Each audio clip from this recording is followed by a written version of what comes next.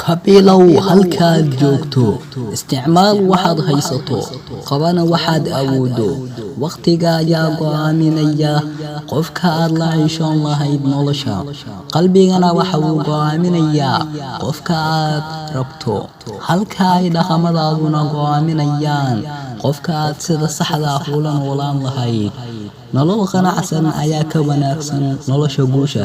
sababtoo ah guusha waxaa cabiraya kuwa kale laakiin qanacsanaanta waxaa lagu cabirtaa nafta maskaxda iyo qalbiga dharka quruxda badan ayaa bedeli kara shakhsiyadaada laakiin dabeecadda qurxoon ayaa bedeli karta noloshaada marka aad horu socod bilowdo waxaad ku qasbanaan doontaa in aad nolosha ka saarto dad badan